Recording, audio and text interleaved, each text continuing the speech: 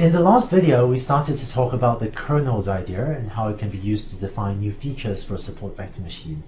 In this video, I'd like to fill in some of the missing details and also say a few words about how to use these ideas in practice, such as how they pertain to, for example, the bias variance trade-off in support vector machines.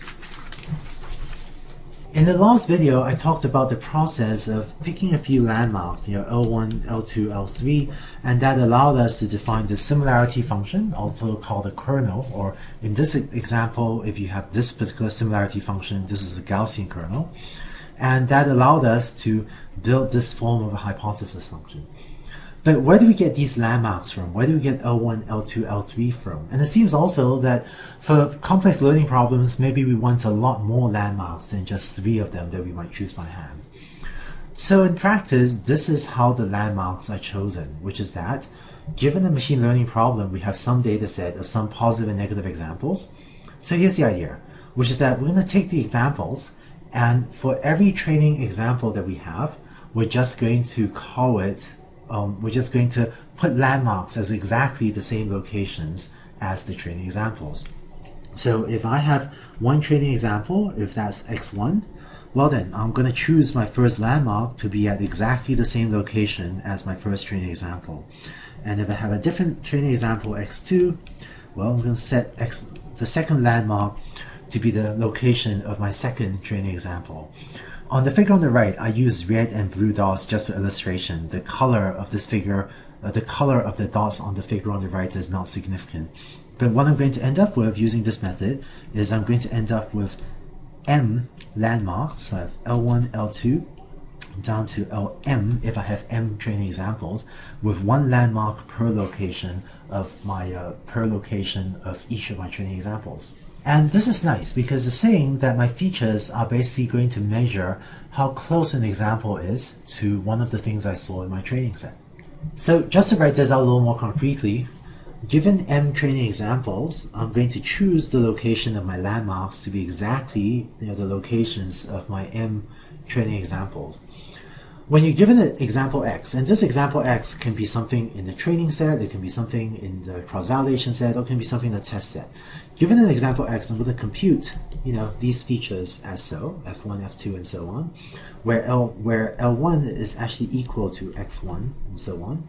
And these then give me a feature vector, so let me write F as a feature vector. So I'm going to take these F1, F2, and so on, and just group them into a feature vector that goes down to Fm. And just by convention, if we want, we can add an extra feature F0, which is always equal to 1. So this plays a role similar to what we had previously for x0, which was our intercept term. So for example, if we have a training example xi comma yi, the features we would compute for this training example would be as follows. Given xi, we would then map it to f1i, which is the similarity. I'm going to abbreviate it as SIM instead of writing out the whole word similarity, right? And f2i equals the similarity between xi and L2, and so on down to fmi equals the similarity between xi and Lm.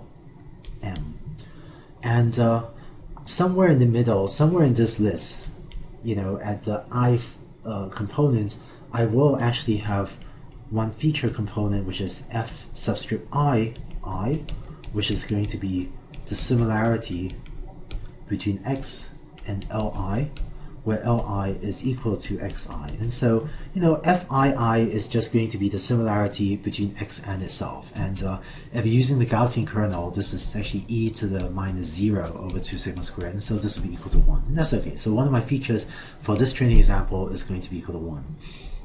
And then similar to what I had above, I can take all of these m features and group them into a feature vector. So instead of representing my example using xi, which is this Rn or Rn plus 1 dimensional vector, depending on whether you count the intercept term as either Rn or Rn plus 1, we can now instead represent my training example using this feature vector f, I'm going to write as f superscript I, which is going to be taking all of these things and stacking them into a vector. So f1 I down to fm I. And if you want, and well, usually we'll also add this f0i, where f0i is equal to 1.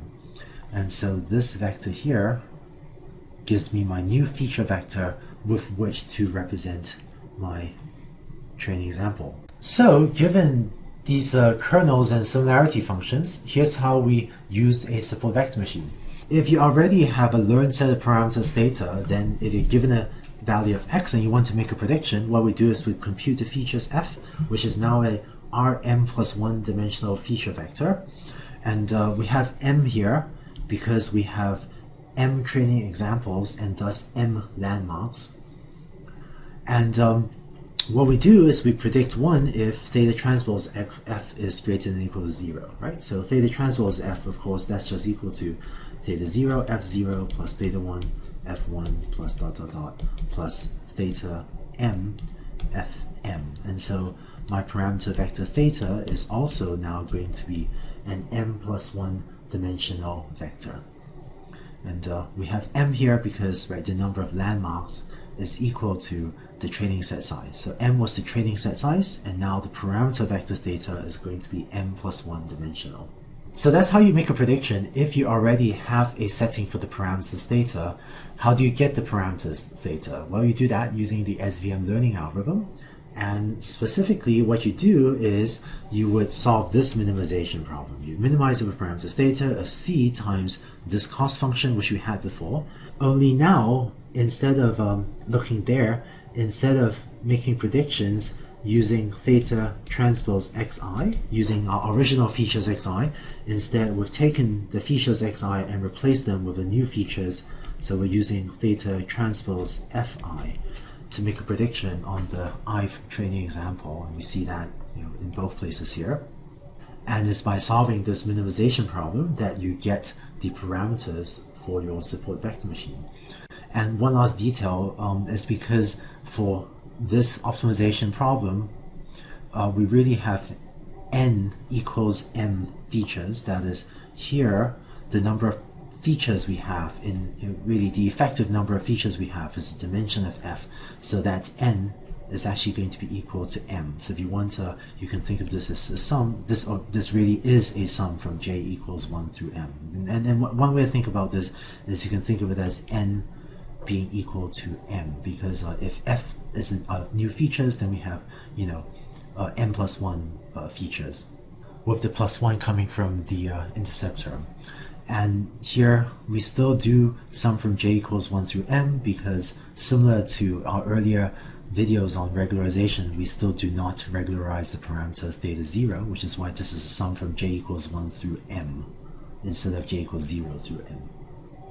So that's the support vector machine learning algorithm.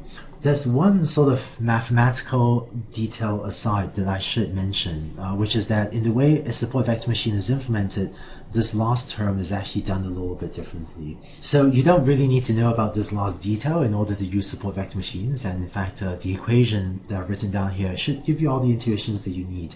But in the way a support vector machine is implemented, that term, the sum over j of theta j squared, right? Another way to write this is can be written as theta transpose theta if we ignore the parameter theta 0. So if theta were, theta 1 down to theta m, ignoring theta 0, then this sum over j of theta j squared, that this can also be written theta transpose theta.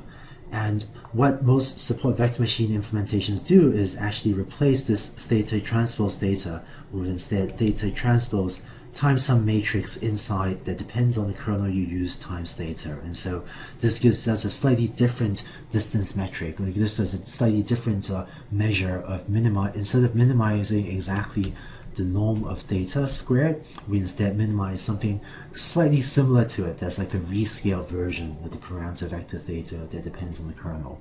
But this is kind of a mathematical detail that allows the support vector machine software to run much more efficiently. And the reason the support vector machine does this is with this modification, it allows it to scale to much bigger training sets.